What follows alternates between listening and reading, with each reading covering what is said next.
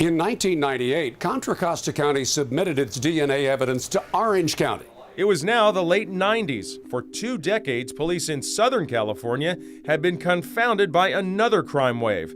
But now they also had another tool. But as I, sat and thought about it, I realized this is potentially a big deal. New DNA technology had made a connection between an East Area Rapist case in the Bay Area and a killer in Southern California, dubbed the original Night Stalker. His crime spree had begun in 1979, the year the East Area Rapist seemingly vanished from Northern California. My dad was bound. I don't know if Charlene was bound as well. She was absolutely brutally raped. Investigators connected the Night Stalker to rapes and murders in Santa Barbara, Ventura, and Orange counties. 12 murders and 50 rapes in all. They were hoping that DNA would take down the killer. And is either in a database somewhere or is waiting to be put into a database. When that happens, then there will be the hit. The investigators had the right idea. DNA was becoming a powerful new tool for law enforcement, but they had no idea that it wasn't a criminal database that they would need. By 2016, the suspected Visalia ransacker, the East Area Rapist, and the Night Stalker now had another name, the Golden State Killer. Because of the fact of the age of the crimes and the age that this individual may be, certainly this is one of our last opportunities to get this individual identified. That opportunity came, and from an unlikely source, one that Detective Carol Daly and other investigators could never have imagined. In the 1970s, there was no DNA evidence, no internet, no websites, no way for anyone to track their family history for a little money, a few clicks of a mouse, and a DNA sample they'd submit themselves. But by 2018, there was.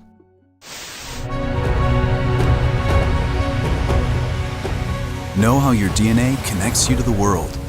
Someone, somewhere, had submitted a sample of their DNA to a genealogical website, hoping to learn more about their ancestry. Their DNA ended up on a database called GEDmatch. Literally a simple table that indicates how much DNA that person shares with the profile that I uploaded, and then gives the username and the email address of the person that is matching. Investigators took DNA from a Golden State Killer crime scene, added it to the GEDmatch database, and waited, but not for long.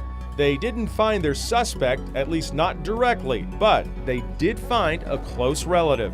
And in April of last year, that DNA led investigators to this unremarkable, well-maintained home at 8316 Canyon Oak Drive in Citrus Heights, right in the middle of the East Area Rapist's old hunting ground. It was the home of Joseph James D'Angelo.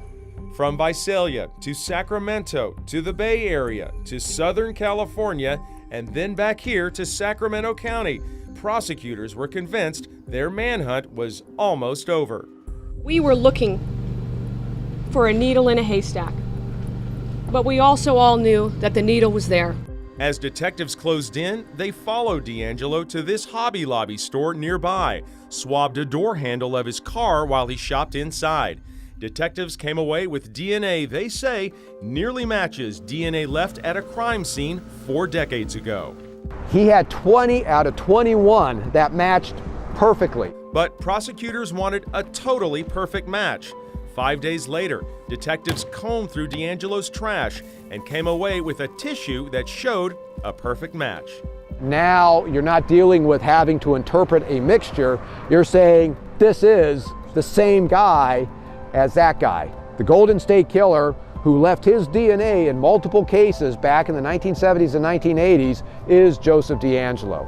Investigators arrested D'Angelo the next day. The answer has always been in Sacramento.